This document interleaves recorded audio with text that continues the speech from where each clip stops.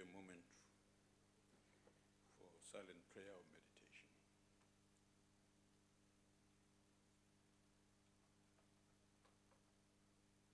Thank you. You may be seated.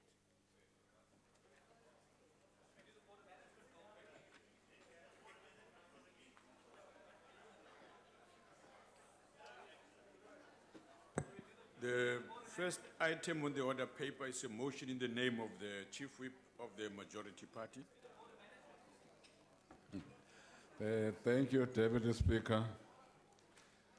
Deputy Speaker, we move that this House suspends Rule 292A, which provides inter alia that the debate on the second reading of a bill may not commence before at least 3 working days have elapsed since the committee's report was tabled, for the purposes of conducting the second reading debate today on the appropriation bill.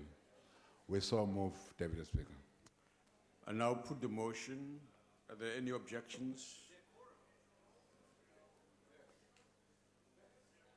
No objections. Agreed to. The Secretary will read the first order. Consideration of report of Standing Committee on Appropriations, on Appropriation Bill. I now recognize the Honorable Chief Whip. Deputy Chief Speaker, we move that the report be adopted by this House. Are there any objections? No objections. Agreed to. The Secretary will read the second order. First reading debate, Appropriation Bill. Honorable Y.N. Posa.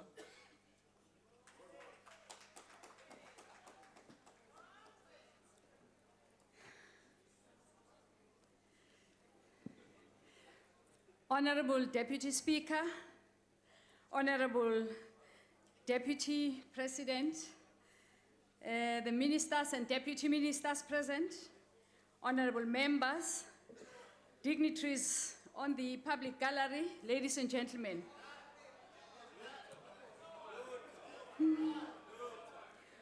Honorable Speaker, it is my privilege to make a few remarks as I table the appropriation bill for 2017. Before I define the appropriations bill, allow me to remind fellow South Africans that the ANC-led government is still committed to build a society free from exploitation, discrimination, and exclusion from the economy of our motherland, South Africa, and create equal opportunities for all, and a caring state that looks after the vulnerable. The developmental vision of the ANC-led government in this second phase of transition from the nightmare called apartheid is rapid transformation of the society to create an equal society with low unemployment levels, lower poverty levels, and transformation of the ownership patterns of the past. Today, I am on behalf of the hard-working Standing Committee on Appropriations tabling the report. And the appropriation bill is the legislation that provides for appropriation of money by Parliament from the National Revenue Fund in terms of the Section 213 of the Constitution of the Republic of South Africa, 1996, and Section 26 of the PFMA of 1999. I'd like to emphasize that spending of this money is subject to the PFMA and the provisions of the appropriations bill. Honorable Deputy Member. Speaker. Honorable Posa, just one moment. Honorable members, can you please lower your voices? You are too loud. Thank you very much. Go ahead, Honorable Member. Deputy Speaker, the 2017 appropriation bill therefore cannot be just another budget because these are extraordinary times. It comes at a time when South Africa finds itself in a strained political environment that has exacerbated what was an already muted economic outlook and the big fallout of the current political climate is the investment ratings downgrade by Standard & Poor and the Fitch rating agencies in April 2017, and the latest pronouncement on the technical recession by states South Africa due to the GDP that contracted by 0.7% in the first quarter of 2017. As confirmed by FFC submission to the committee, the 2017 Appropriations Bill maintains fiscal discipline with a total real growth of allocations growing marginally by 0.5%. The key drivers of growth being higher education and training, basic education, and health. Observations are that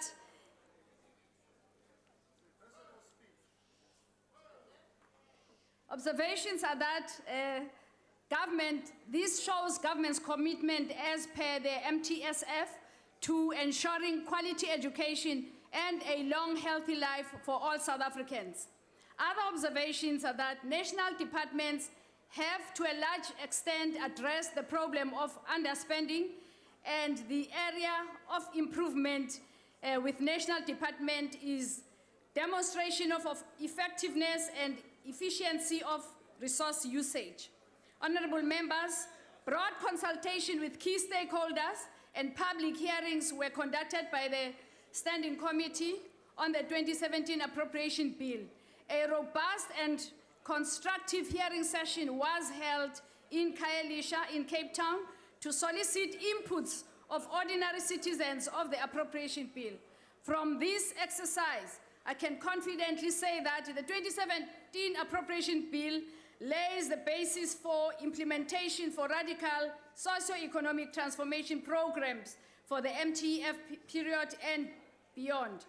Honorable Deputy Speaker, the 2017 Appropriation Bill is a tool for inclusive growth aimed at placing the economy on a qualitatively different path that ensures more rapid sustainable growth, higher investment, increased employment, reduced inequality, and the de-racialization of the economy, which are bold commitments outlined in the Freedom Charter and the manifesto of the ANC-led government.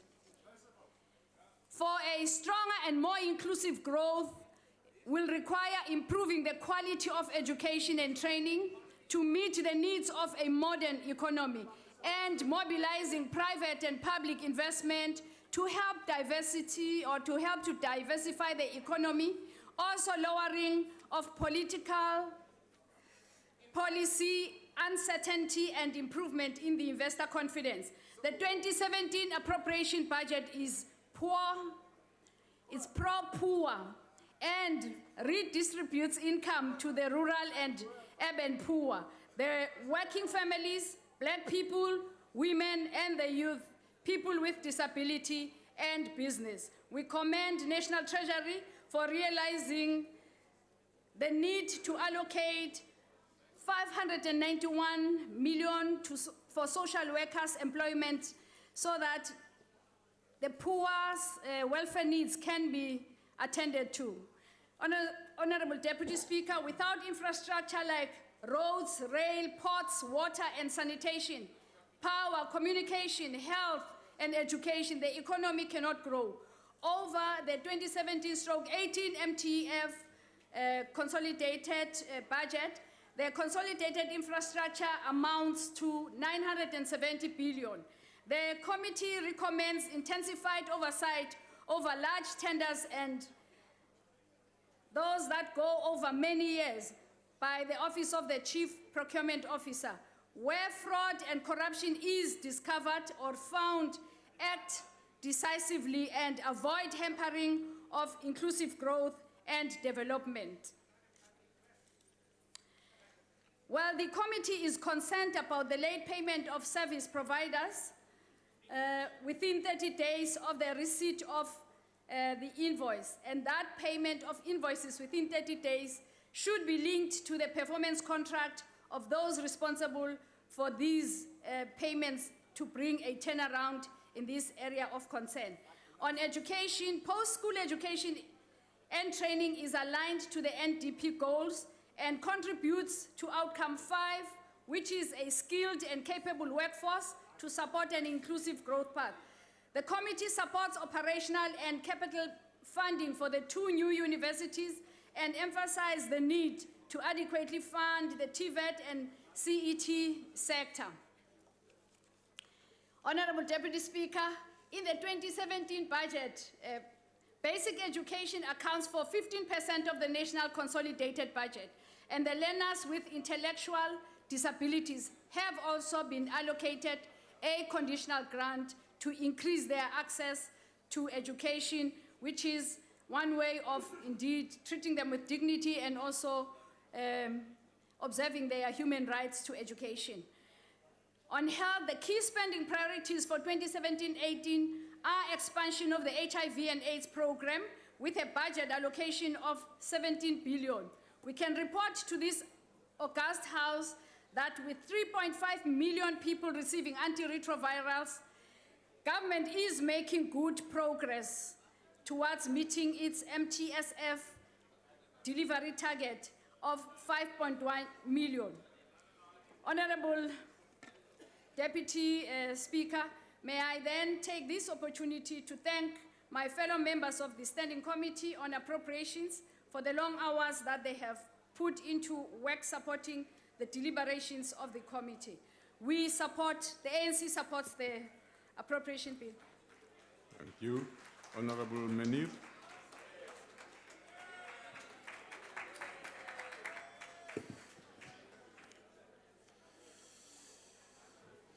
Deputy Speaker, we have powers in terms of the Money Bills Amendment Procedure and Related Matters Act to rewrite the Appropriations Bill within 4 months of the beginning of 2017-18.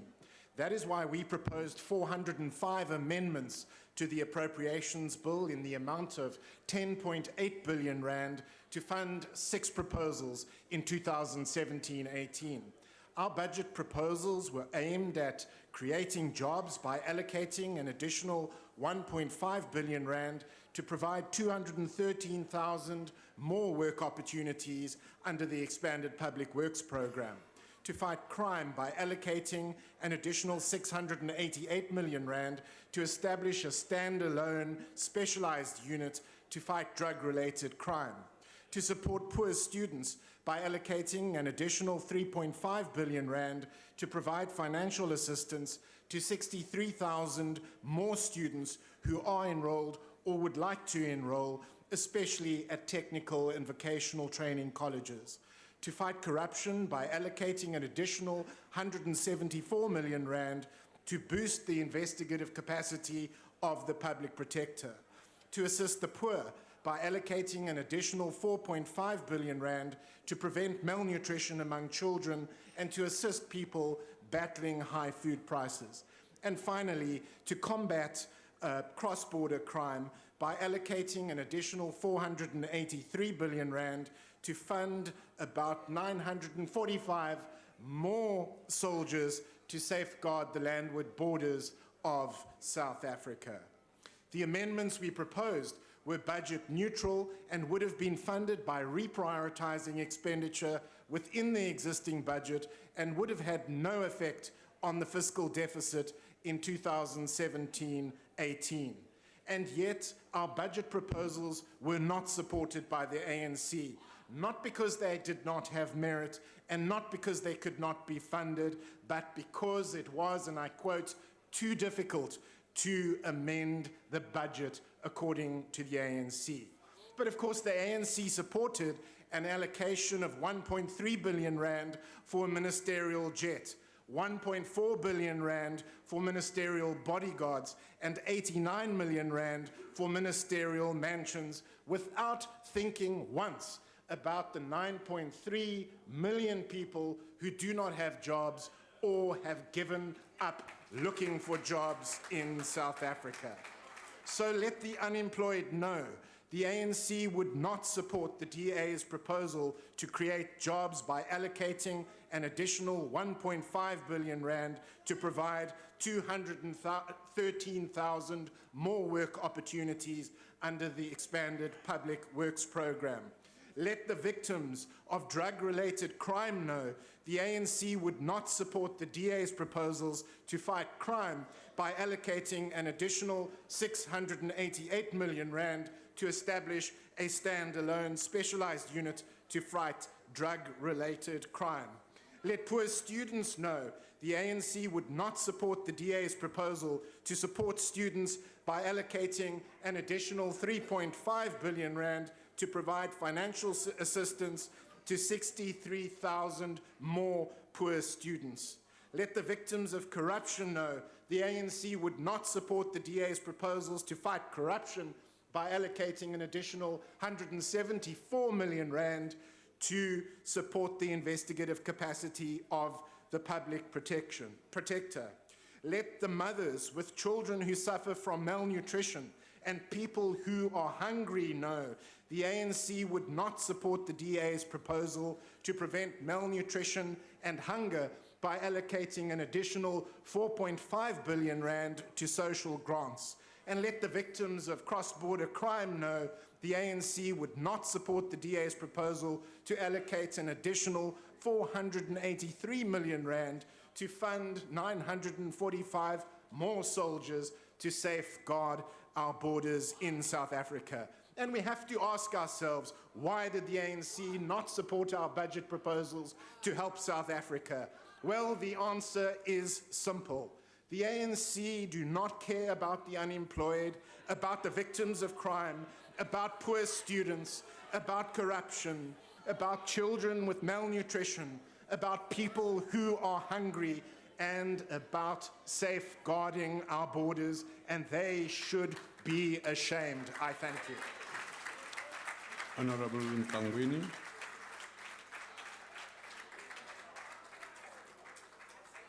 Thank you, Honorable Deputy Speaker.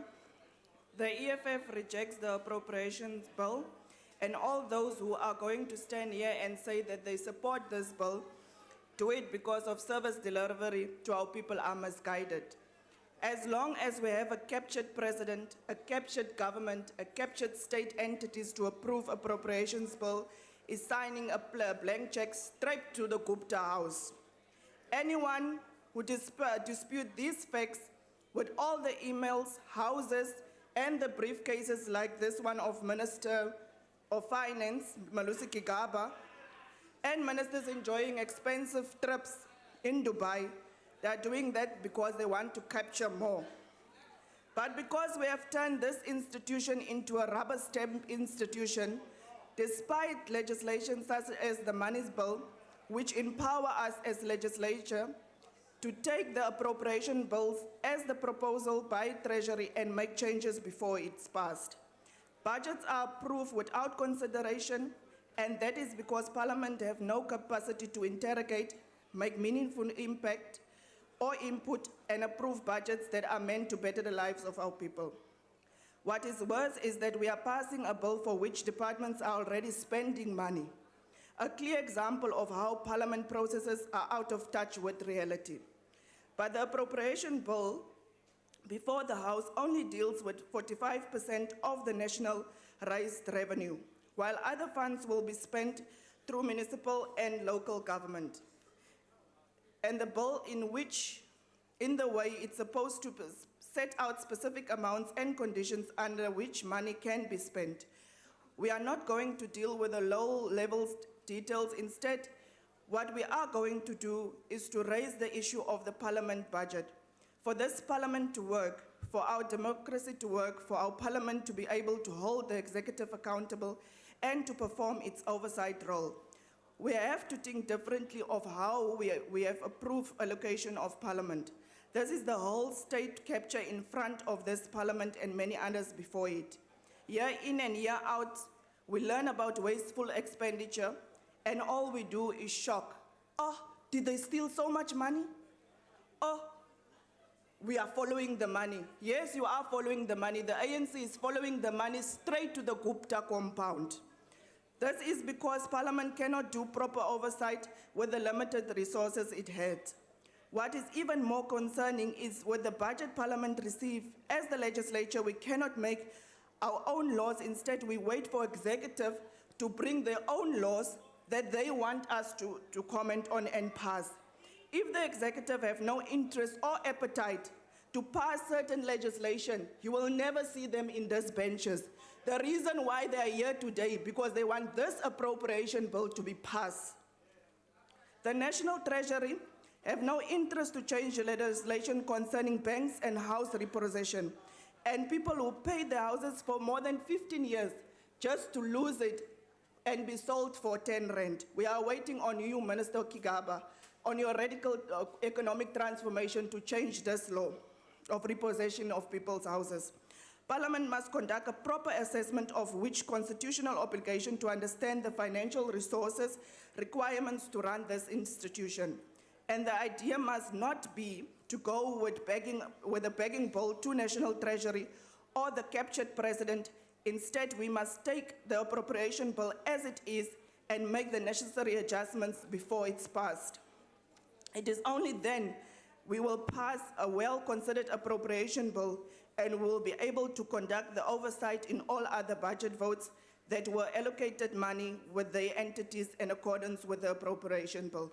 The EFF objects to this appropriation bill with the contempt it Honourable deserves. Nkomo. We won't allow the Guptas to Honourable forever member, come and your loot time our has country. expired. We'll protect it, whatever we have.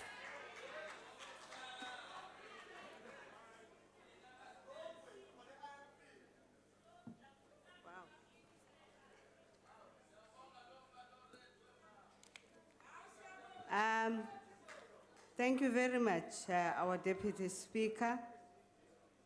And I must state on the onset that the color which I'm wearing, I bought it about 10 years back. That was before, when it was even before the EFF was conceived. After due diligence and consideration by the committee on the bill before us, as well as the public hearings for the engagement with the citizenry and the workshops held on the bill, the IFP is satisfied that the objectives and spending items as set out by the national departments are aligned with the NDP. However, alignment, as we all know it, is not a guarantee of implementation, but merely a first step in the process. Marking the 20th year in which the government has published a 3-year budget, and with the MTSF premised upon the 14 priority outcomes that are linked to the realization of the 2030 goals of the NDP, we are moving towards these goals. The question is, though, are we moving fast enough?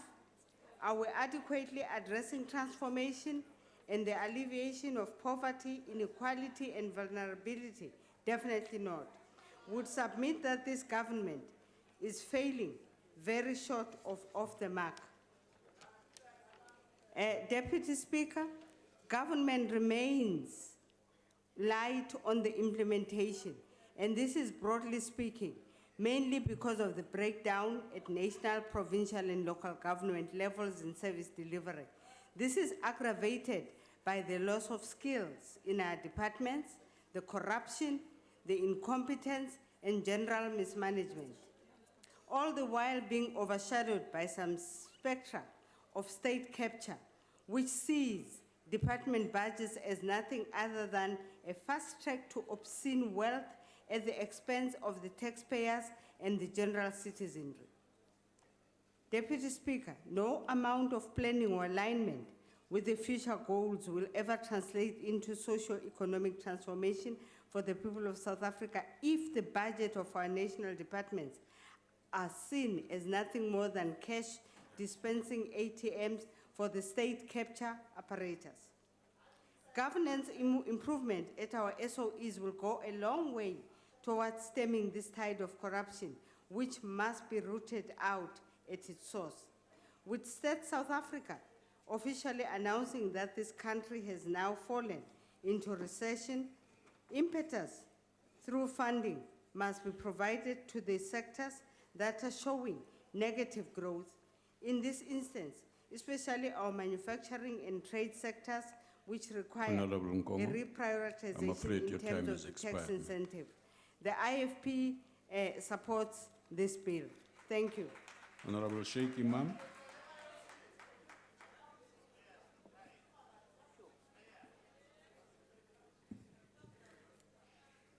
Thank you, Honorable House Chair. Ministers, Deputy Ministers, Honorable members in this House, and our distinguished guests.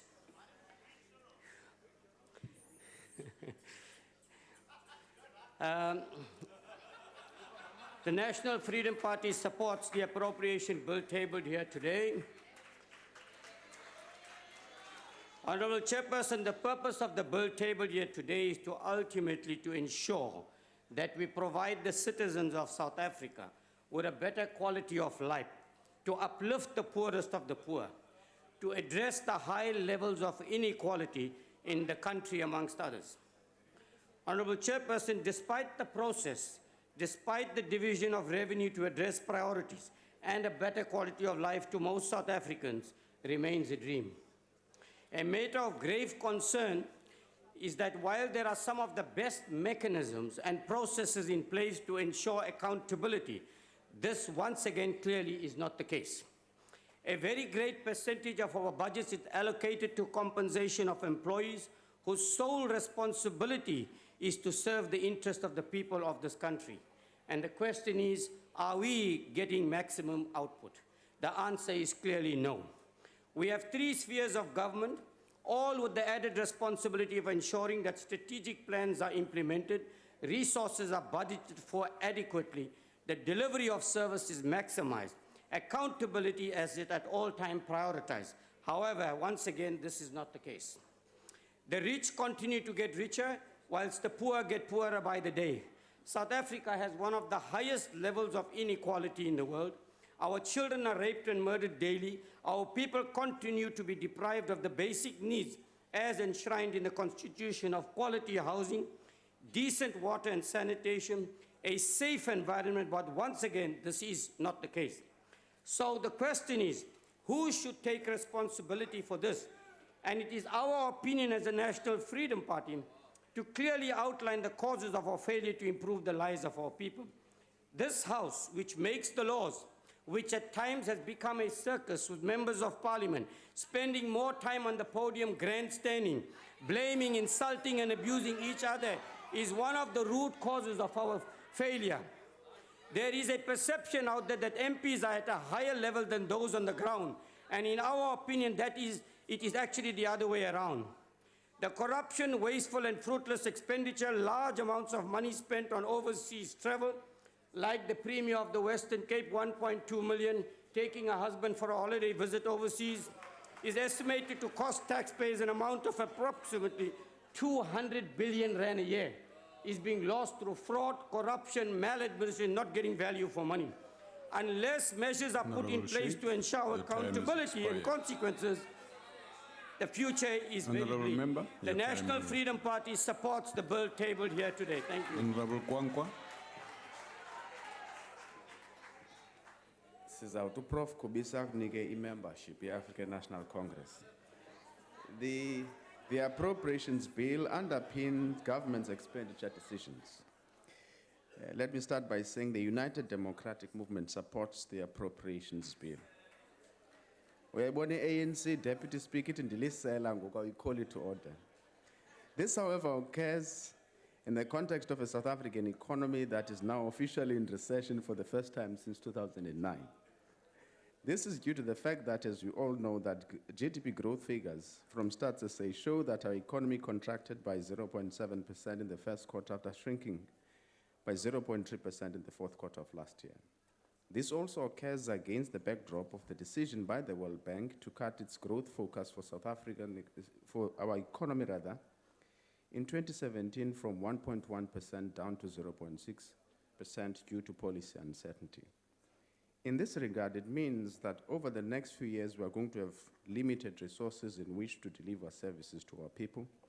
Therefore, one cannot overemphasize the importance of efficiency in the system and effective political oversight. We concur with those who argue that in light of what has been happening in the country with regards to wasteful expenditure and regular expenditure, it is important that Parliament as an institution is adequately resourced to make sure that corruption and wasteful expenditure ziyaliwa.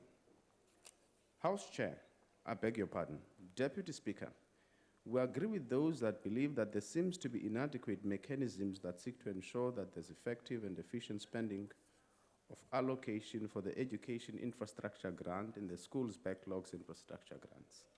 This results in a situation where, as even these stakeholders argue, funds that are not spent are sent back to the National Treasury. In other words, as is the case with other departments, the poor are punished for the failure of government to either employ people with the right skills to deliver services to the people or to build the requisite capacity and mechanisms to ensure that service delivery does indeed take place. House Chair, Deputy Speaker, I beg your pardon, I think it's namhlanje. We have stated consistently our concern around the role that state-owned enterprises in their current form play in our economy. They tend to be a drain on the fiscus rather than contributing meaningfully to the developmental agenda of infrastructure-led growth in our country. It concerns us greatly that these SOEs have now continue not only to be crippled by issues of bad leadership, but completely disregard principles of corporate governance in how they run these institutions. As we support this bill, sithi lo mcimbi we-corruption nale weak governance ikhoyo, issues of policy uncertainty that remain unresolved should be attended to going forward. Kuba asinazo resources zokudlala. The United Democratic Movement yaxhasa. Siyandibulela. Honorable Alberts.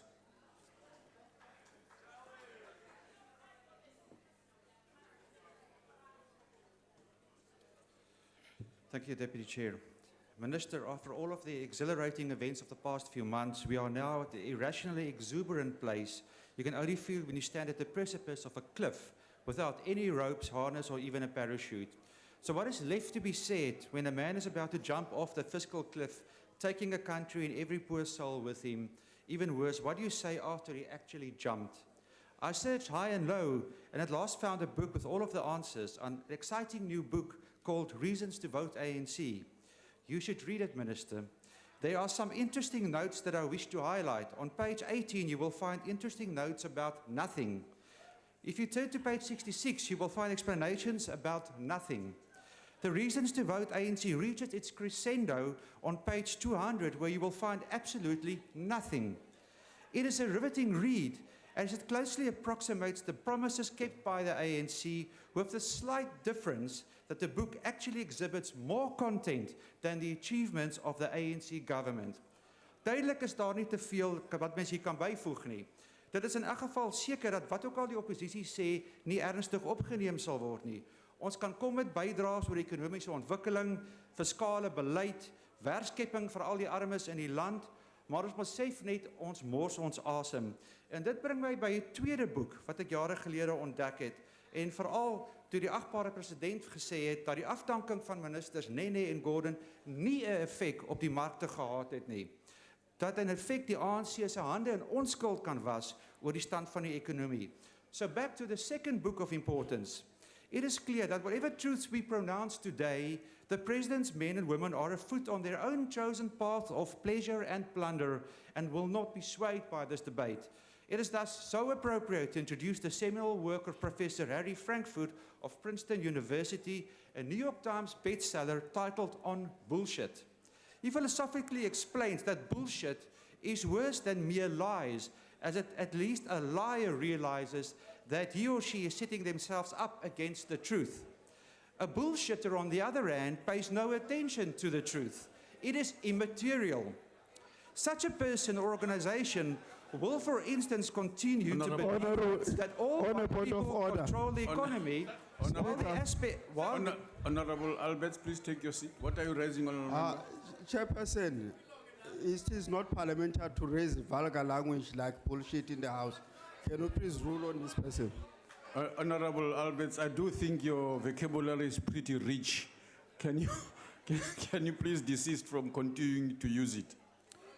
It is an academic treatise written by a Princeton professor, but I will call it bull dust. No. Even if it's academic, the language is offensive.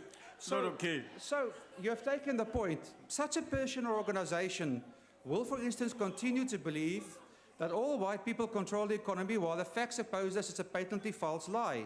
They will believe that firing a highly regarded finance minister will not harm the economy. They will believe that they can claw themselves out of a recession by way of incantations made by Harry Potter, Bell Pottinger, calling it radical economic transformation. But we know this will not change. The only thing that will change is if you look at history and you learn lessons, become wise, or accept the fate in the end that President Zuma is merely the pastor presiding over the ANC's funeral. Thank you. Honorable Alberts, I'd like to let you know that we will come back to your use of that language. We do not want members to slip into using language that may come back to haunt us, especially if we also go into our own languages. It will not be acceptable to do that. I plead with you that you withdraw that, and then we will proceed to do that, if you don't want us to come back to you. I will withdraw it, but I must state it is an academic treatise. No, unconditionally, member, just unconditionally. Yeah. It is an academic treatise. Honorable member, you can throw me out.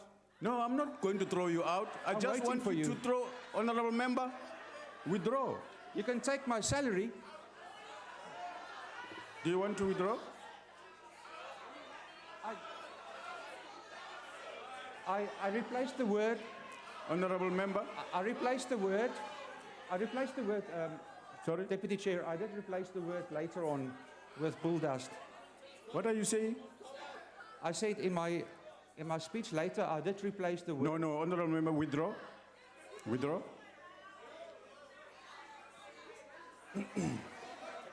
Order, honorable members, order. Withdraw, honorable member. I gave you an opportunity. You should have taken it. I will withdraw the word bullshit. Okay, that's enough. Don't go any further. Don't go any further. Honorable Carter. No. Sorry. Honorable Manana, I'm sorry.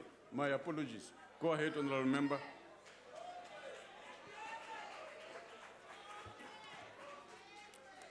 Thank you very much, Deputy Speaker, Deputy President, Ministers and Deputy Ministers present, honorable members, distinguished guests. Let me begin by stating that it is the duty of government to protect and provide a supportive environment to the poor and the vulnerable segment of society.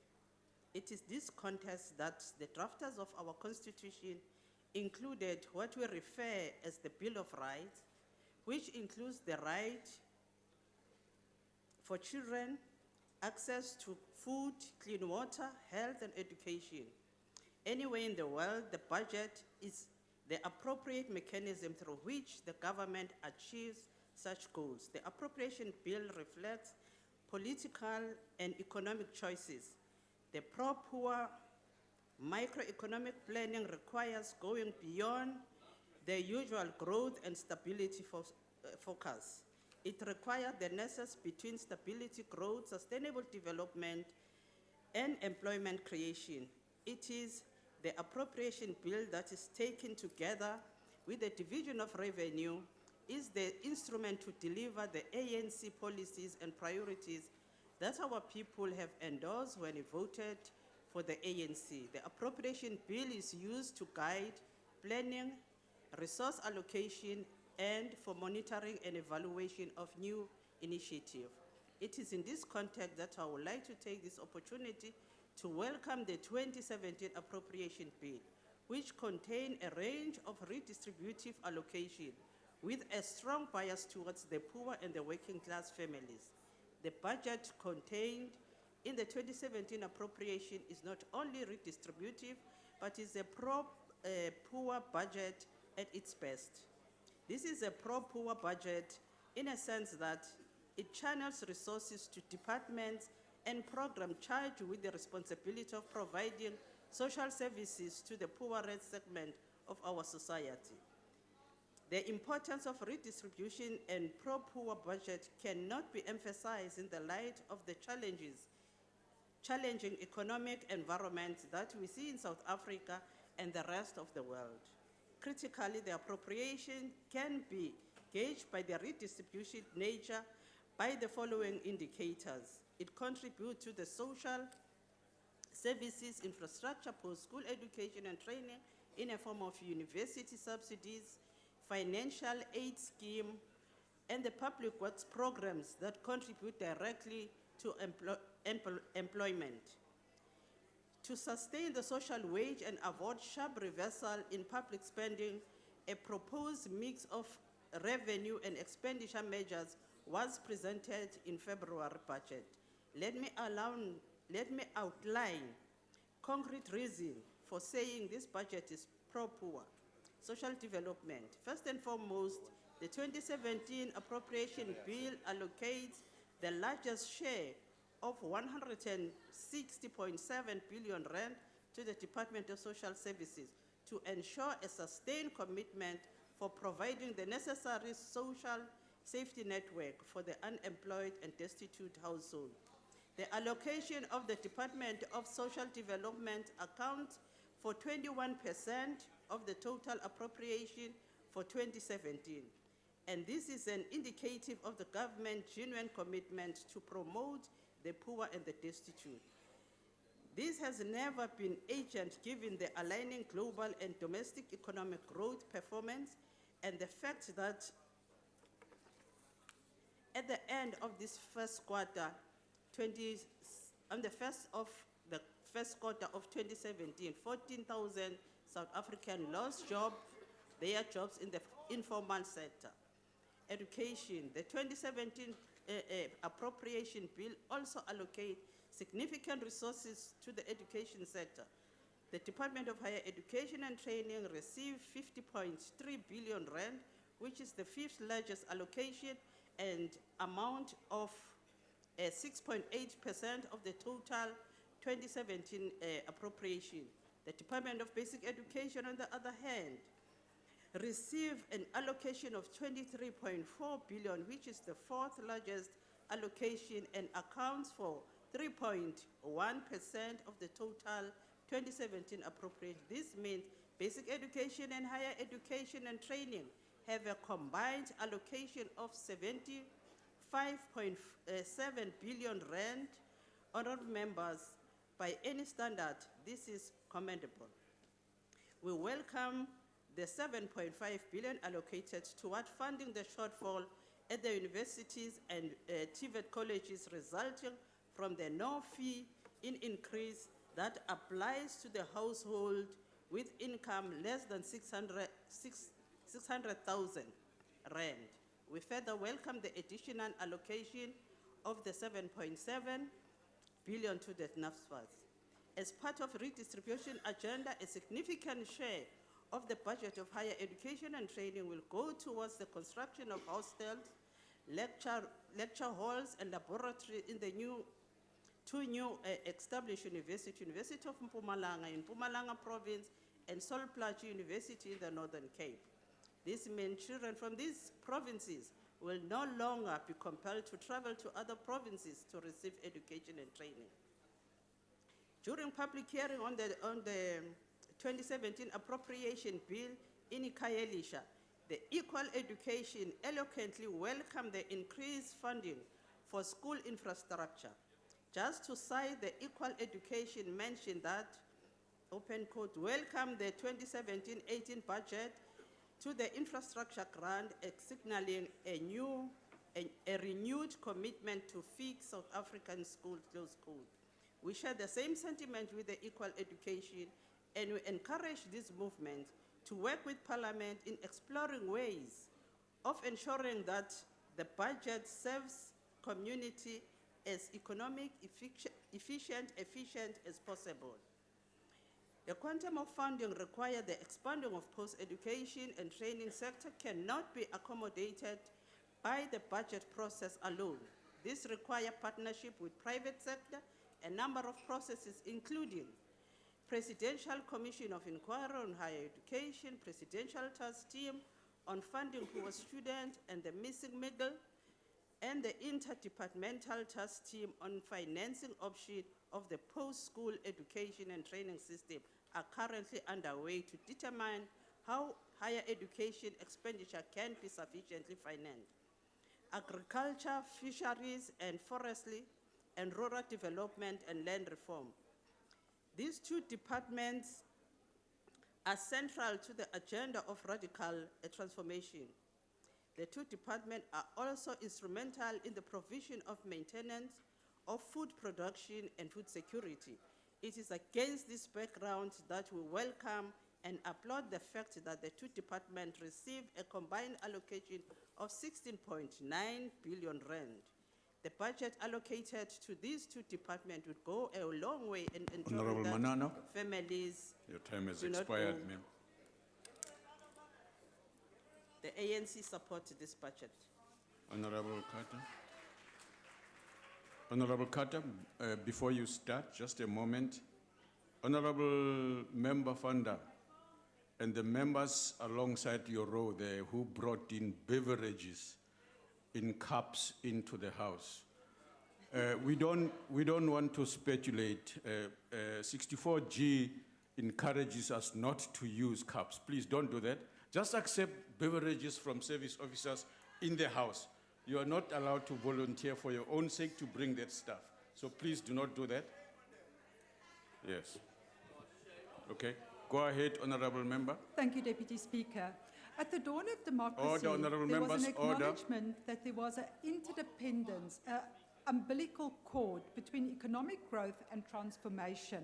The meaningful reconstruction and development would only be possible if the economy was firmly placed on a path of high and sustainable growth.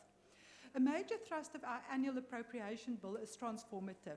It is substantially aimed at redistributing resources to the indigent and poor and trying to break the factors that perpetuate the poverty and inequality. But when economic growth stagnates or even worse, shrinks and goes recessionary, revenue collection constricts and the ability to progressively appropriate resources for the benefit of the people is threatened, whilst needs and reliance on the state increases. The reality is that the greatest threat to our stability as a nation, apart from our rogue president and his shadow elite, is poor economic growth. And there is a direct link between the two. The Mandela and Mbeki eras were characterized by rising levels of growth, conservative fiscal management, and a commitment to the development of a capable and responsible state. The disastrous ANC Zuma years have seen the opposite, an irrational change in economic policy based on snake oil ideologies that have destroyed investor confidence, stagnated our economy, and increased unemployment, and reckless fiscal spending that has increased our debt levels. But worse than this, there has been a devious plot to betray the nation's trust, to displace our constitutional order and replace it with a shadowy set of institutions, a shadow state, a mafia state, in order to thieve, loot, rape, plunder the resources of our land. Part of this plot includes the capture of our treasury, replacing a competent and trustworthy team of political executives with, at best, more pliant operatives. The fact is that you are, Mr. Minister, just as implicated in the capture of our SOEs, in the creation of a mafia state, in the betrayal of our nation. Your ability to act in the best interest of our nation, to carry out the fiduciary responsibilities as Minister of Finance, is questionable. Point of order. Now the chickens have come home to Point of roost. order, Chair. No matter Yes. which way you spin it or dress the emperor is naked. I'm raising on Rule 85.2. The member, if she has any allegations against the Minister of Finance, she's supposed to bring it in a substantive motion, not use innuendos, because whatever report has not yet been confirmed as it is. So it must come with a substantive motion. Thank you. Okay. Deputy Speaker, I can repeat it. Your ability to act in the... But they can't use my time. It's a point of order. Honorable Member, no, the time is kept. Can I continue? The- Okay. And listen, Honorable, And now the chickens... Honorable Member, what are you saying? Yeah. Now, Chair, what I was saying, Deputy Speaker, I can repeat what I've said. Your ability to act in the best interest of our nation, to carry out the fiduciary responsibilities as Minister of Finance is questionable. Honorable Carter, your earlier reference said the minister is implicated in that. Can you please withdraw that? I can't withdraw that, Okay. Deputy Speaker. Okay. Why? I can't withdraw it. Okay, if you don't, you can't proceed with your talking. If you refuse to withdraw, then you can't, Honorable Minister. We also have irrational and corrupt actions of a rogue president. Honorable a rogue Carter, president, a rogue ministry, include a rogue minister. Switching off your mic. Honorable Swart. Deputy Speaker. Yes, Honorable Member. Deputy Speaker, I've consulted with the members of my party who you remonstrated with from the chair under Rule 64G, which is around photographs and reading newspapers, etc. And eating. No, well, I think they were drinking out of a cup, not eating. But I wondered if you would please pass your eye onto that very dangerous object behind the Honourable Motsoaledi on the ANC benches there, and whether you would investigate. The honourable members, what's the dangerous weapon? Well, whether it's acceptable to drink out of glass bottles, that's like the one that's on the table behind the Honourable Motsoaledi and the ANC benches. So I'm unsure if your left eye is maybe a little bit more roving than your right eye, but I think that the same must apply on the ANC benches. Honourable members, if members are drinking anything other than water, that's out of order. We shouldn't be drinking anything here. Or bringing. No, you can't, honourable members, you can't bring cups into the house On a point of order, and violate that rules. It applies across the board. It does not choose anybody else. It's those that I saw we bringing cups in here. You can't tell me, Honourable Steenhuisen. Yes. Honourable members. What?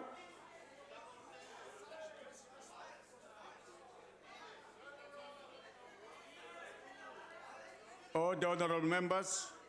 Honourable Swart, please proceed.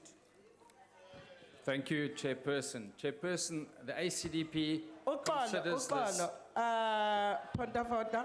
Yes, honourable member. What's the point Lela of... bhodlela libukeka lino Gavin phakathi wena suka nawe eDurban. UGavin lo wayani. Honourable Chair. Honourable member. How do you know the content of that thing? Yes. Chair, it's Honourable Minister, what are you raising on? on the same matter. Yes. It's not Gavini, it's medication. Honourable members, please, let's not go there, honourable members. Deputy Speaker. Yes. Deputy Speaker, if it is indeed medication, would you be able to find out whether it's an antidote to electoral losses that have been taken on the ANC bench?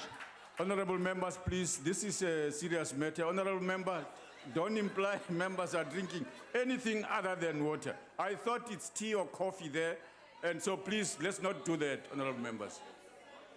Okay, honourable members, you will have a break later this evening. You can drink anything you want, as long as it's not in the house. Proceed, honourable member. Chair, I'm just having a drink of water. Thank you very much. Chair, the ACDP considers this appropriation bill against the background of the Minister of Finance's speech earlier in February, where we then saw that there were serious challenges already at that stage, and we said that the item that is increasing the quickest is the debt service costs. And we have since then obviously seen the dramatic events of what we termed reckless midnight cabinet reshuffle at the end of March, and of course the firing of Minister Gordhan and the appointment of the new minister. Now, this was at a time when we saw promising green shoots of the economic recovery earlier in the year, strengthening economy, and of course we lost that, and we now are in a technical recession with the various ratings agencies looking closely at the performance. Since then, of course, we've also had the revelations contained in the Public Protector's report. We've seen the Brian Molefe scandal. We've seen the South African Council of Churches unburdening report, the academics report, and now, of course, tens of thousands of leaked emails. Now, Chairperson, as I've said before, my concern is whilst we from the ACDP fully support a parliamentary ad hoc committee into state capture, as well as the President's announcement of a judicial inquiry, the challenge is these aspects take a lot of time. And there is nothing to prevent us at this stage and to ensure that law enforcement agencies, in particular the Hawks and the National Prosecuting Authority, institute action on that overwhelming evidence that exists at this moment. How difficult can it be to investigate an allegation that the former Deputy Minister of Finance, Mr. Jonas, was invited to Saxonwold, was then offered a bribe, he turned it down, and he left their premises. That a first-year law student could investigate and prosecute. Yet we see no prosecution in that regard, whilst there was an overly keenness to prosecute the former Minister of Finance. So from our side, whilst we appreciate that this whole budget, Minister, is 1.4, 1.5 trillion, and a lot of funds are spent correctly, when it comes to the state capture of our SOEs, obviously this presents a serious challenge to our fiscal consolidation path, and we need to go beyond mere talk about inquiries and about ad hoc committees of Parliament. We need to institute criminal action and prosecution on the prima facie evidence that exists at this time. From our side, in view of these serious allegations and in view of the state of capture that exists, we from the ACDP will not support this budget vote. I thank you. Honourable Fick.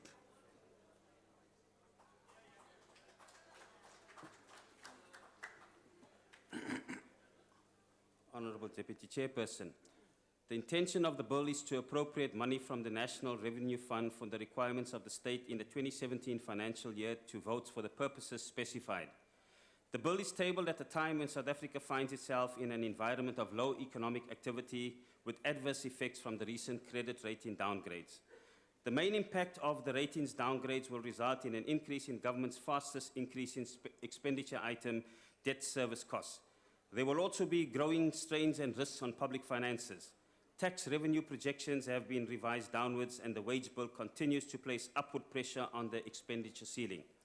Debt service costs amount to 162 billion in 2017-18 and continue to be the fastest growing element of the budget. For every R1 collected in tax, 13 cents must be diverted to servicing debt. Government debt increased from 24% of GDP in 2009 to 51% currently, and the growth of debt servicing is increasing at 10% per annum. Despite tax increases announced last year, government expects to collect 30 billion rand less revenue in 2016-17, the largest underperformance since 2009. The public sector wage bill is expected to account for 35.5% of government spending in the MTEF, increasingly crowding out other areas of expenditure. The budget is under significant risk due to lower economic growth, more people are out of work, irregular expenditure is increasing, and the financial position of state-owned companies has deteriorated. Economic growth declined to 0.3% in 2016, far below the required 5.4% to create jobs. This reflects the 5th consecutive year of slowing growth and the lowest annual growth rate since 2009. We are currently in a recession. This slow growth rate will not be sufficient to markedly reduce unemployment, poverty, and inequality. The FFC forecasts that in order to make up the backlog, the economy would have to grow by 7.2% for the remaining 13 years to meet the 2030 NDP target. The unemployment rate peaked to a 14-year high to 27.7%, particularly for the youth and the unskilled. We have 9.3 million people without jobs and rising. Joblessness among 18 to 29-year-olds averaged 43% in the 4th quarter of 2016. Slow employment growth negatively affects household consumption. Irregular expenditure by national and provincial entities increased to 46.4 billion rand in 2016, while fruitless and wasteful expenditure and unauthorized expenditure was 1.4 billion rand and 925 million rand respectively. Although there's a sound legal framework that governs state-owned companies, operational inefficiencies, poor procurement practices, weak corporate governance, and failure to abide by fiduciary obligations have plagued several companies that are now in serious financial difficulty. State-owned companies are required to be financially sustainable, but in 2015-16, the combined return on equity of the 16 largest companies was 0.8%. Government borrows at 8% and provides capital to state-owned companies, generating a lower return on equity. This represents value lost to the public finances. The bill itself contains a number of allocations that only an out-of-touch government will table in this House. Firstly, there's a skewed allocation of resources. Higher education receives only 6.82%, health 5.56%, human settlements 4.36%, and public works 0.9%. Secondly, the percentage of administration costs is unreasonably higher for smaller departments compared to the bigger departments. COGTA, with a total allocation of 78.4 billion rand, for example, spent only 0.3% on administration, while economic development, with a total allocation of only 797 million, spent 10.1%. Small business development spent 8.8% on administration, and trade and industry 7.9%. Further analysis of the administration cost without transfer shows that social development spent 40.1%, DPME 34.3%, health 15.7%, and if consultant costs are removed from health, then the administration costs go up to 20.2%.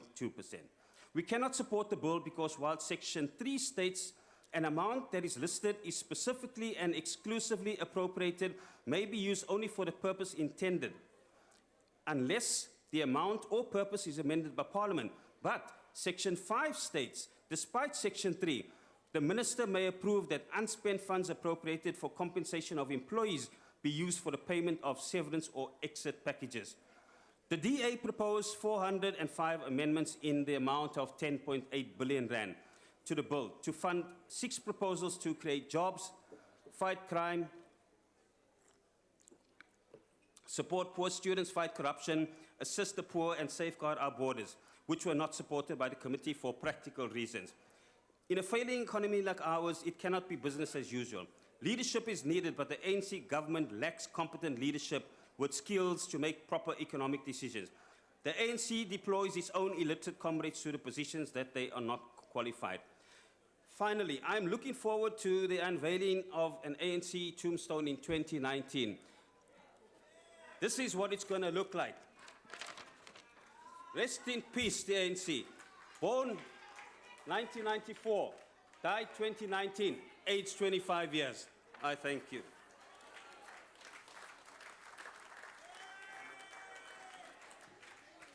Honorable Shopes Tole.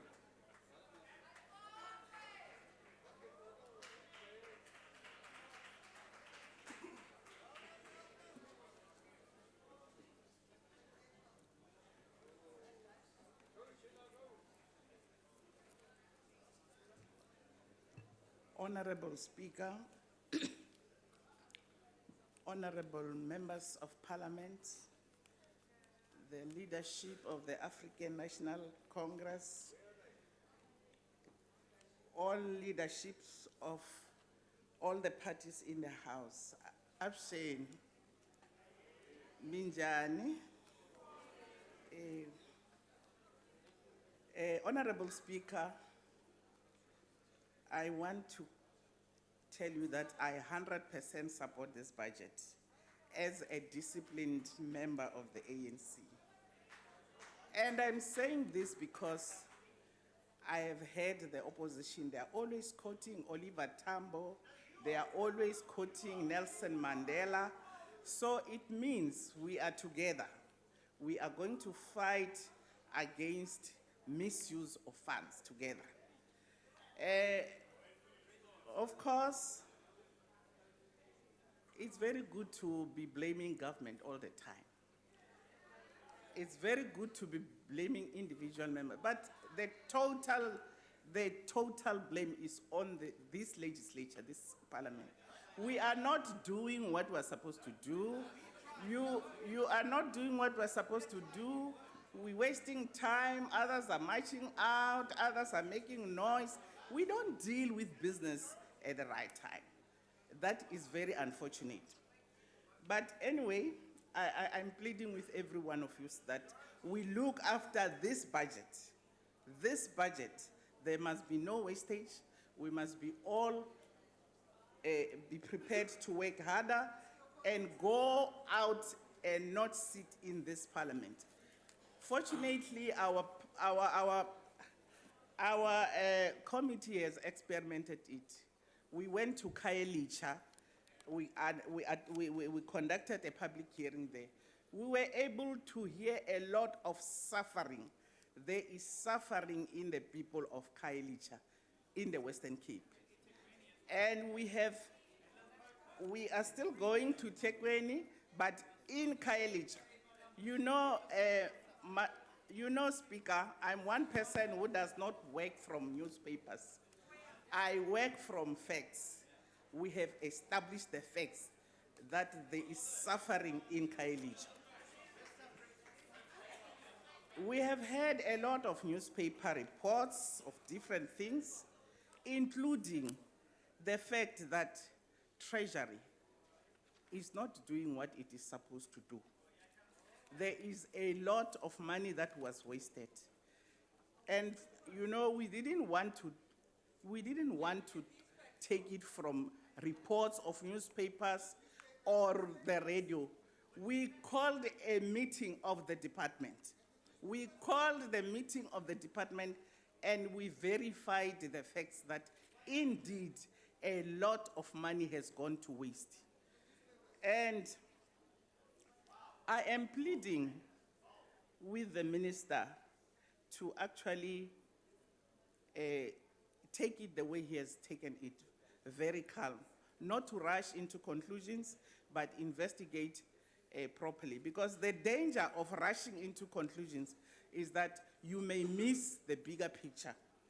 I was actually impressed by what you said when you came to our committee.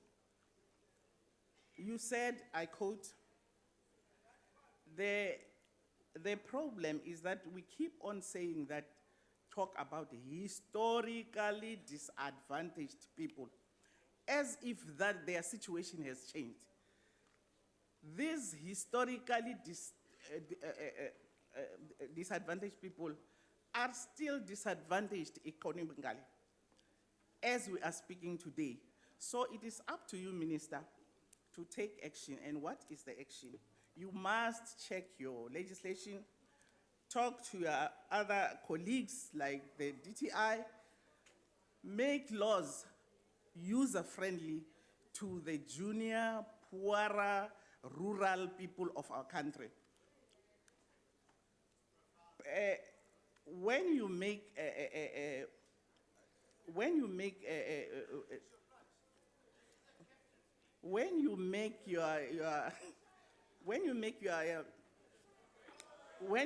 your purchases as government, please buy from the poorer of the poor.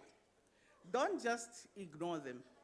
Procurement must always be favoring South African goods. We must make it up. That is the only way we are going to get there. My memory is reminding me of one thing that happened in 1991. I was a newly elected treasurer of the Eastern Transvaal, and we had to go to Arusha, Tanzania, under Comrade Nkobi. The delegation was led by Babu Usul. Then they said to us, when the ANC, when everybody in the ANC say, Viva ANC, don't do that, you must look at the money. And we were worried, what is this? Because we were not in exile, we were here. We were worried.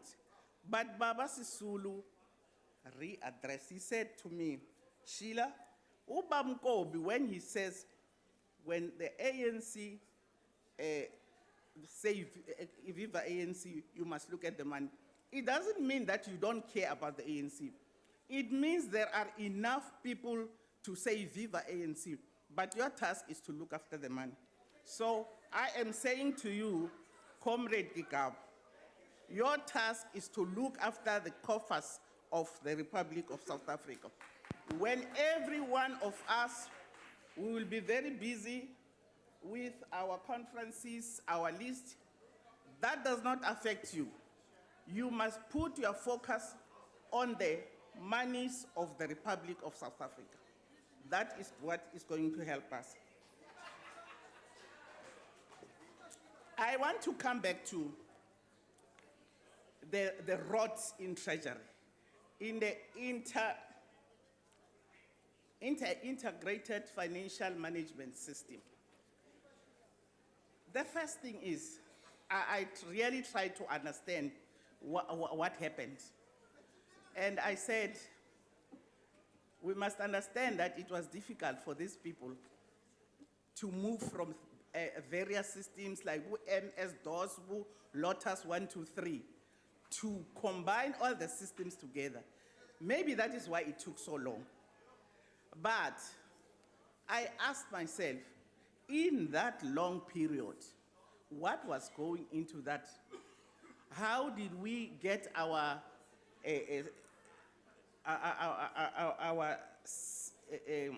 what do you call them? What do we call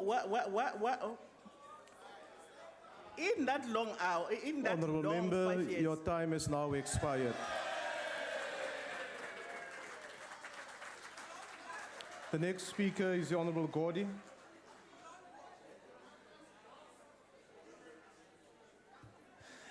Thank you, House Chair, comrades and honourable members. The APC, Order, honourable members. The APC supports the appropriation bill. We do so, however, with a number of concerns that require constant and sustained focus by government and especially Treasury. Whilst acknowledging the distributive slant of the bill, especially in relation to rural and poor communities, we are concerned about accountability later on by departments, managing budgets and APPs, matching goals and expenditure levels. We must see allocation and expenditure as one continuum. Allocation alone can no longer be a high watermark. Expenditure trends, management and accountability must be the key. One area that has direct impact in relation to allocation is what I would call the financial health of departments. I'm talking here of departments that have accruals higher than the money at hand. This means that as we allocate, there is already a deficit. This combined with commitments and liabilities create a dim picture in some departments.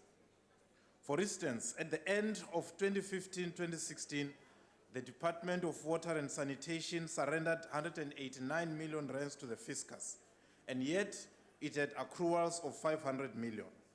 And alarmingly, we were informed by our comrades in the Portfolio Committee last week that the accruals have now tripled to about 1.5 billion. This deterioration is alarming. Question is, has this been taken into account by Treasury? If not, we are witnessing the collapse of a department before our eyes. The rot in water and sanitation cannot be ignored and need urgent attention.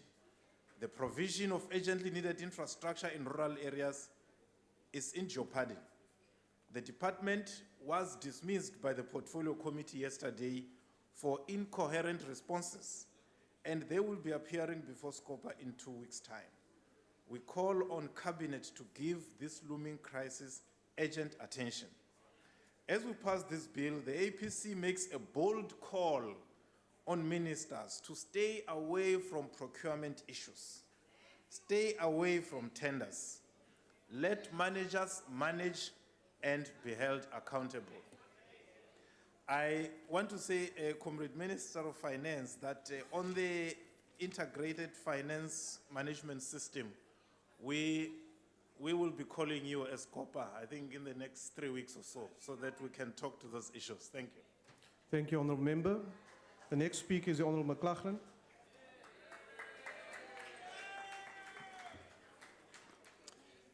Honourable House Chair, every year before the debate on the Appropriations Bill, the Appropriations Committee receives submissions from stakeholders and commentators. One of these is the Public Service Commission. Now, the PSC, unlike government ministries who are always at pains to gild whatever wilted budgetary lily they happen to be presenting on, is inclined to tell the truth about the performance, or the lack thereof, of most of the hapless South African government ministries. In summary, the PSC provided the committee with information indicating that in the 2015-16 financial year, government departments spent an average of 98.68% of their budgets, achieving only 67.68% of their targets. This means that if there is no improvement, this year we'll see our government departments spending 247.9 billion rand, achieving absolutely nothing. I have to mention that there is one single shining exception to this rule, being the Department of Public Service and Administration, that scored 98% of its target whilst expending only 93% of its budget. Well done. The problem I have with this is twofold. Firstly, what became of all the money that was spent achieving nothing? Perhaps it's busy turning Dubai into the building site that Minister Sisulu wishes to convert South Africa into. And secondly, all of the wasted money was cheerfully appropriated by the Standing Committee on Appropriations. How does this happen? Simply because the Standing Committee on Appropriations is such in name only. The real appropriation is done by Cabinet and the Treasury. The committee is merely a rubber stamp to facilitate the legalized theft that is being perpetrated upon the citizens of South Africa. When the DA takes control in 2019, one of the things that will undergo real change is the appropriation of public monies, which we will do in a manner that is in obedience to our Constitution, aligned with the rule of law, and in accord with the DA's core values of freedom, fairness, and opportunity. The DA rejects this bill. The next speaker is the Honourable Kwabaza.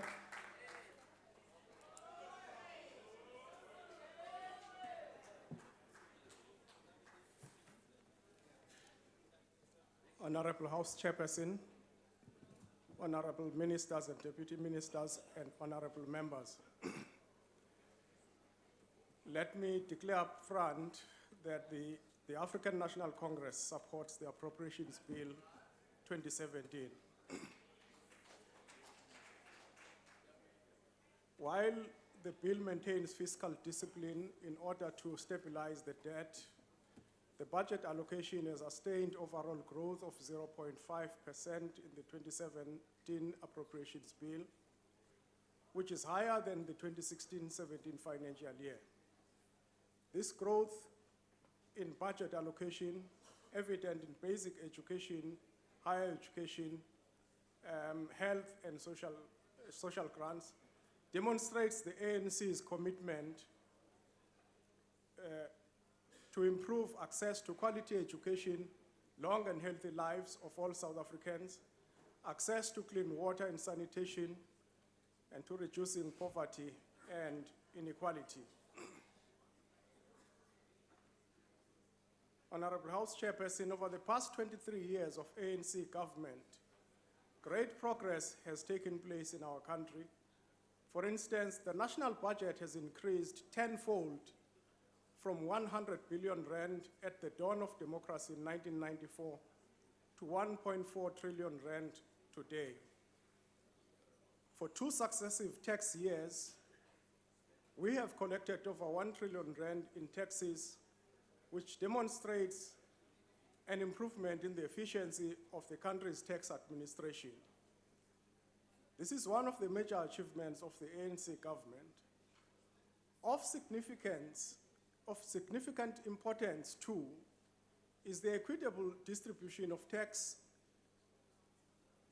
collected across all sectors of society through various social services. The economy has done reasonably well over the 23-year period of ANC government, notwithstanding the current low ebb in the country's economic situation. Over the said period, the recapitalization of the JSE has risen from 700 billion rand to 5 trillion rand. It must be stated, though, that this accumulation of wealth has not benefited the majority. The majority of black people and Africans in particular have remained excluded from the mainstream economic participation. It is for this reason that the ANC has committed itself and all our people to radical socio-economic transformation and land expropriation in order to ensure an equitable redistribution of wealth and property for the benefit of all South Africans, regardless of class, race, and gender. While we maintain fiscal discipline, we must take advantage of conditions that support consumer and business confidence. These conditions include, among others, improvements in the price of commodities and an improving global economic outlook, which should boost exports and contribute to our growth domestic product.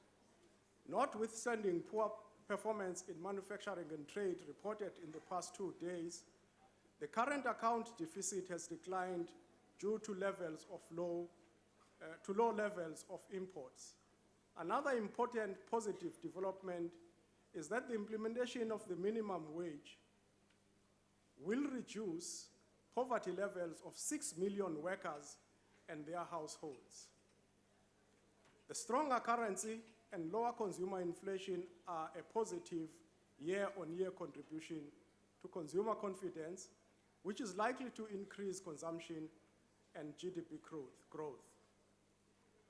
The appropriations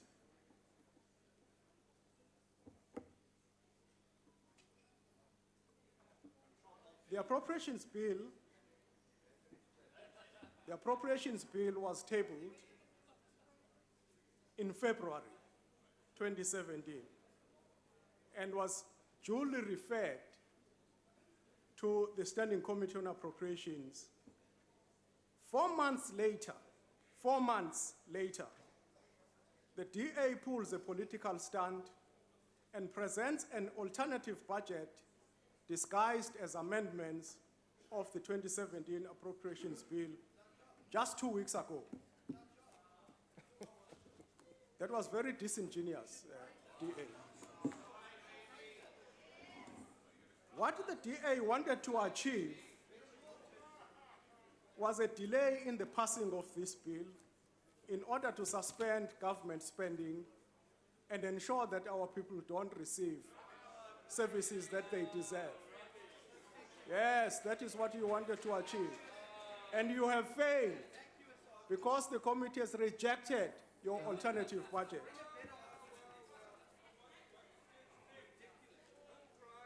You must deal with your own problems because you have many.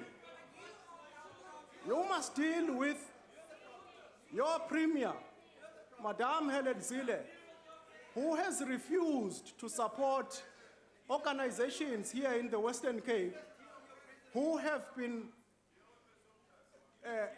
wanting deeper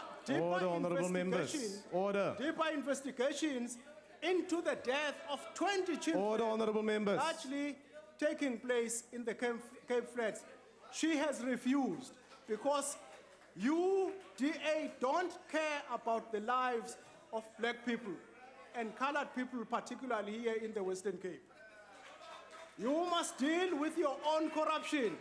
1.1 billion rand spent by your Madame Zille and her husband in overseas trips.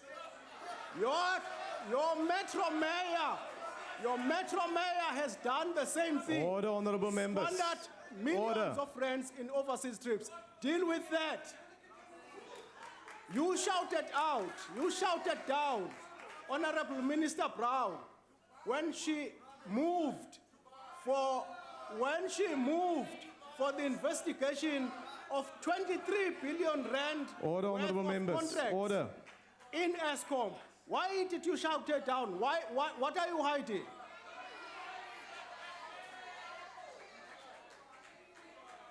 What are you hiding? Who are you protecting? Order, honorable members. Order. You must therefore learn to deal with your own issues. You have failed to handle your racist tweets of your Madame Helen Zille. Only yesterday you suspended her, only to cover up. Now,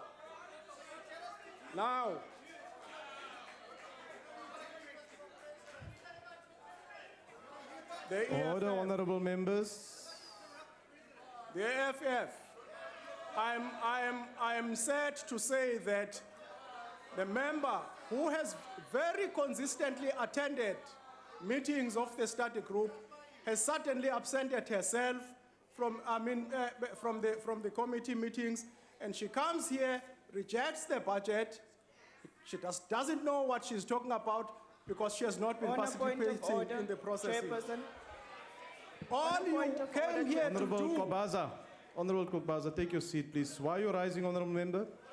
Chairperson, I'm correcting the member because I have changed committees. I'm on trade and industry now. Because I thank you. don't want to go to that Thank useless you. committee and Take sit your seat, honorable and member. always approve Honorable and member, rubber take your stamp. seat. Honorable Kobaza, you may continue. The EFF came here to do was to reject the budget because they have no interest. They have no interest in the well-being of our people. You have no interest in ensuring that Honorable Kobaza, will you take your seat, please? Why are you rising, honorable member? Chairperson, no, I want to correct the member on Rule 81. We are not rubber stampers. We are not here to honorable rubber stamp member, the looting that of is the not ANC. a point of order. Take your We are seat, not going please. to rubber stamp your looting. Please take your seat. Honorable Kobaza, will you wrap up now, please? the EFF has no interest in ensuring Chairperson. that our On a people point of Honorable order, Kobaza, take your seat, please. Why are you rising, honorable On member? Rule 63, Chairperson, I just want to allude and that member to go and read that Rule 63 because as members of parliament, we are allowed to come and make speeches and our freedom of speech to be protected. Thank you, honorable member. So you shouldn't be misguided. Thank don't you. do what you don't Thank want you, to do, honorable Mr. member. Tobaza. I Take have your the seat greatest now. respect for you. Don't do that. Thank you. Please take Don't your do seat. that. Honorable Kobaza, will you now conclude, please? The EFF has no interest in programs that seek to eliminate poverty, unemployment, and the participation of our Honorable Kobaza. economy. I thank you, House Chairperson. Honorable Kobaza, just before you leave the podium, take your seat, please. Why are you rising? Bengifuna ukwazi ukuthi uyayazi into azokhuluma ngayo la noma uzofuna nathi sibe yiphathi ye-corruption laba Honorable bayiyona. member, that's not a point of order. Take your seat. Thank you, Honorable Kobaza. Order, honorable members. I now call upon the Honorable Minister of Finance.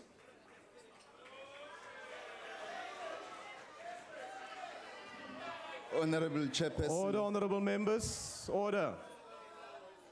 Honorable Speaker, honorable members. We are considering this year's appropriation bill under difficult circumstances.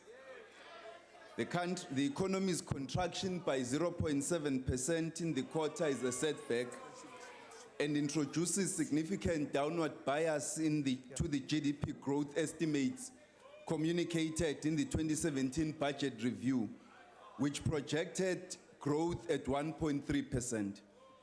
Whilst the IMF recently revised our 27 growth projections down to 1%, the World Bank has revised their GDP projections to 0.6% in 2017 from 1.1%.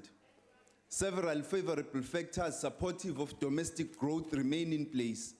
However, aggregate growth in 2017 will likely be reined in by the contraction in the first quarter. The current growth rate, if sustained, will lead to further decline in GDP per capita and revenue, threatening the affordability of our planned expenditure.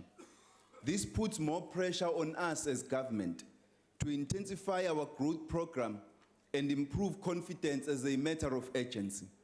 However, we cannot afford to become despondent in the wake of these developments. We must remain positive and must remain singularly focused on growing the economy and creating prospects for it to get out of the low growth path. Point of order. Cabinet has committed to provide clarity and Honorable certainty. Minister, will you just take a seat, please? Why are you rising, honorable member? Is the minister able to disclose the author of the Honorable speech? member, why are you rising? In terms of which rule are you rising? Take your seat, please. Continue, honorable minister. Cabinet is committed to providing clarity and certainty on key policy areas aimed at unlocking growth in the economy within the next few weeks. We should soon be announcing concrete timelines for the finalization of these policy processes, which will result in the provision of the clarity sought by the market. We appreciate the issues raised by the credit ratings agencies and commit to a speedy response. We remain committed to inclusive growth and economic transformation as outlined in the NDP, the MTSF, and the 9-point plan. Honourable Minister. Honourable Chairperson. Just take your seat, please. I want to hear why this honourable member is rising.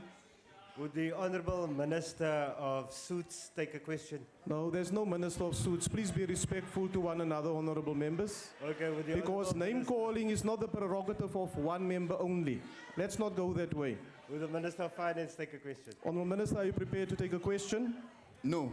In the midst of a persistently challenging economic environment, government remains committed to containing the budget deficit and stabilizing public debt, whilst maintaining spending on core social and economic programs. Over the next 3 years, government aims to reduce the deficit to 3.3%, thereby stabilizing debt as a percentage of GDP and confirming the resilience of our public finances. However, the prospect of sustained low growth over the medium term remains the greatest risk to our fiscal policy objectives and limits government's ability to generate more revenue or sustain higher levels of debt to finance its existing commitments. Further consolidation measures may be required to ensure fiscal sustainability. We remain committed to improving efficiency and prioritizing the most essential sectors and services. We remain steadfast in our commitment to funding social protection for vulnerable members of society, even in difficult times.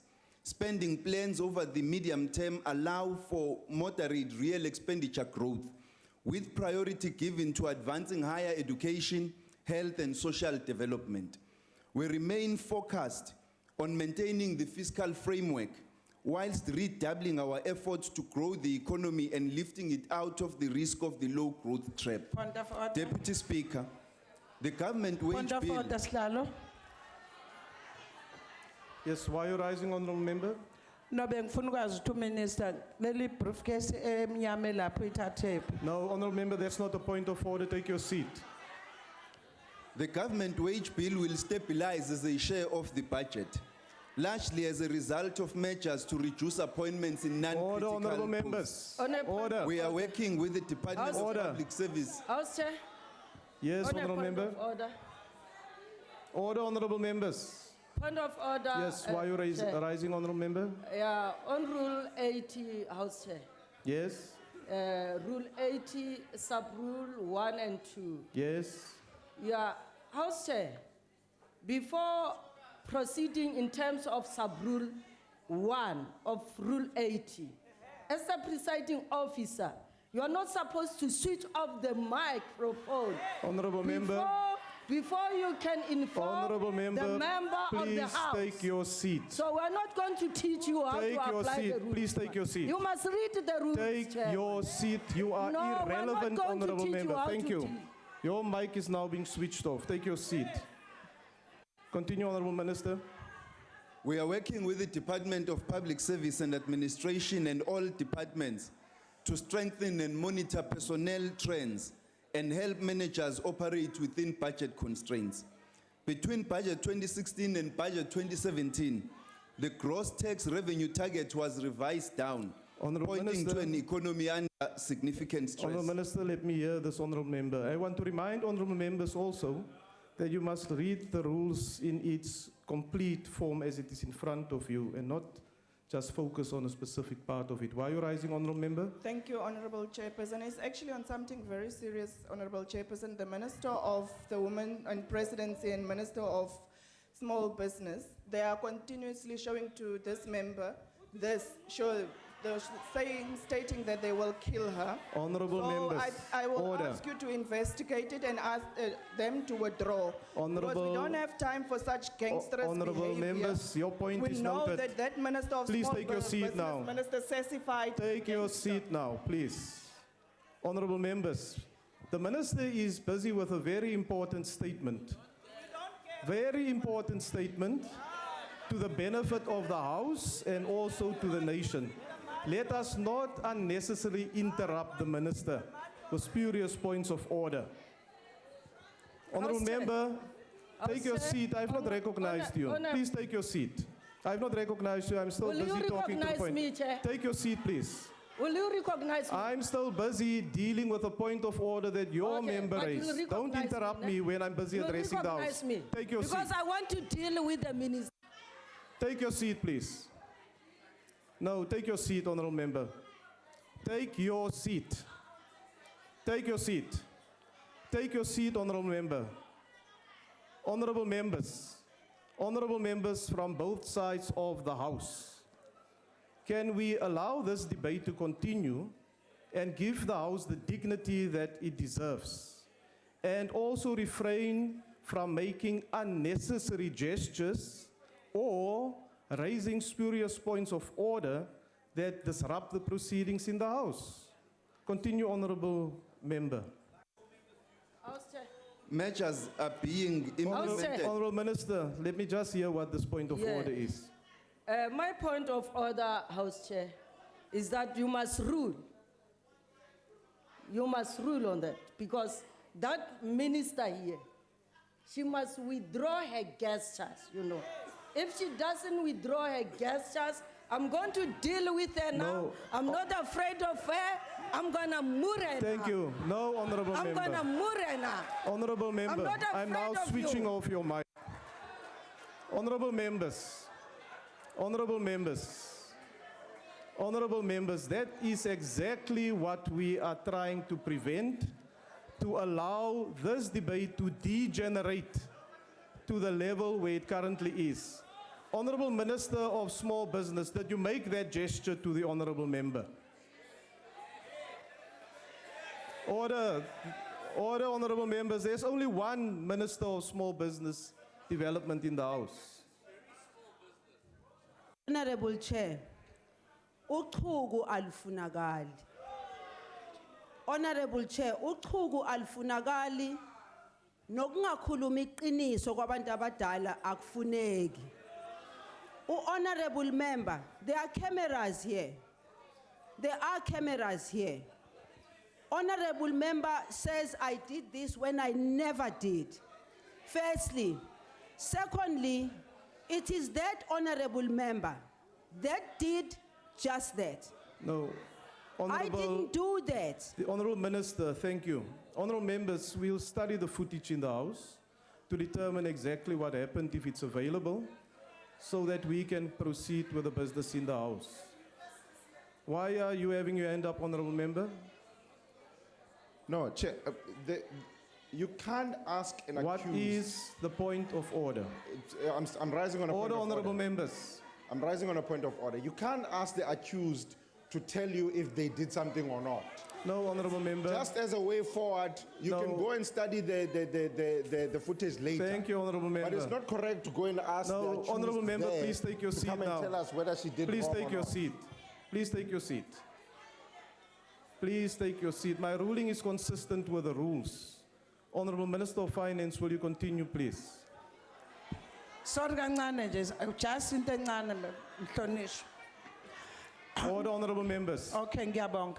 No, ngithi mina uhulumeni obandlululo wayinqamula abantu amakhanda. Nalo uhulumeni okhona manje usabisa No, honourable ukunquma member, that's amakhanda. not the point of order. Sicela uyilungise leyo nto, Take please. your seat now. Please take your seat. Order, honourable members. Continue, honourable minister. Order. Measures are being implemented to continue realizing efficient spending and to generate additional taxes over the medium term. In the period ahead, government will focus on strengthening budget execution and the in-year monitoring of spending. We have to do more with less. Achieving value for money and eliminating wastage is a key objective in the years ahead. Government departments should not expect additional funds from the fiscus. Order, honourable members.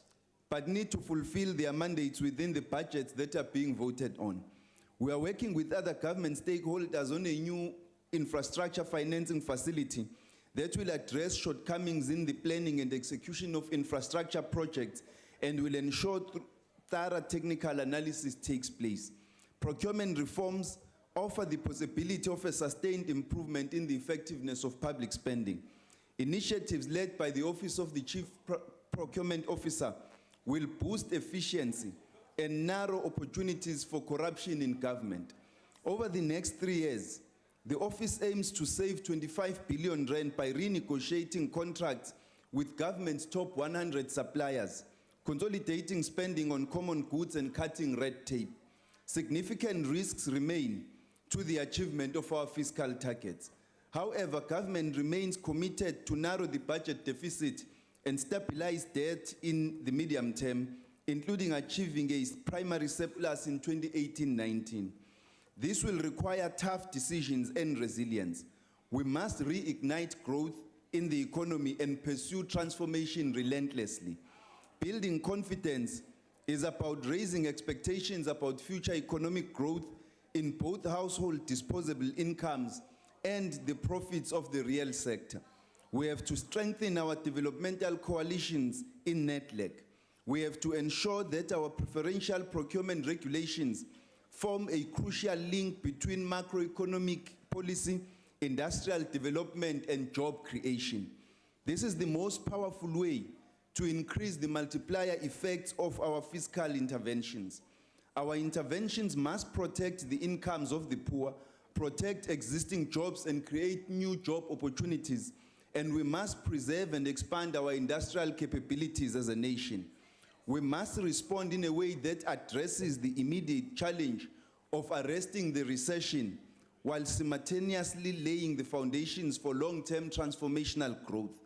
We will have to urgently implement tailored interventions aimed at stimulating value-added, labor-intensive, and locally owned sectors. This approach will ensure that we protect the public finances against adverse shocks in the medium to long term. We will have to ensure that our state-owned companies are efficiently governed and they strictly implement our local procurement commitments. We have to find ways to improve the manner in which our development finance institutions are funded, to empower them aggressively to respond to the growth challenge. We also have to fast-track our interventions in relation to illicit financial flows, money laundering, and other activities. The challenges facing our economy cannot be resolved by government acting alone or through populist rhetoric. The poor of our country are not easy pickings or low-hanging fruit for opportunistic vote seekers and grabbers. The challenges they face are real, and to solve them requires sustainable programs, a singular focus, unyielding commitment, and a resolute leadership. Whilst the political parties continue to bicker on the budget and economy, the ruling party and its leadership, government, business, labor, and other social partners must multiply their united efforts to reignite growth in the economy in an inclusive manner. Our economy today needs strong and focused leadership.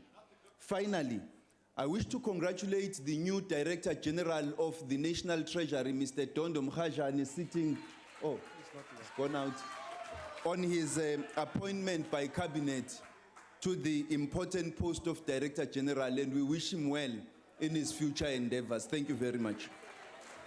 Thank you, Honorable Minister. All the honorable members, that brings us to the end of this debate and the speakers list. Are there any objections to the bill being read a first time? I now put the question. Those in favor will say aye, and those against say no. I think the ayes have it. House Chairperson, will you note the objection of the Democratic Alliance? The objection of the Democratic Alliance will be noted. House Chair, and the Economic Freedom Fighters objection. The objection will be noted. As well as the Congress of the People. Will be noted. And the ACDP, thank you, Chairperson. Thank you. Chairperson, the Freedom Front Plus as well, thank you. Thank you. The Secretary will read the bill a first time. Appropriation Bill. Honorable members, We will now suspend the business of the House. Bells will be rung to alert members to the resumption of business at 2 p.m. this afternoon. Business is now suspended.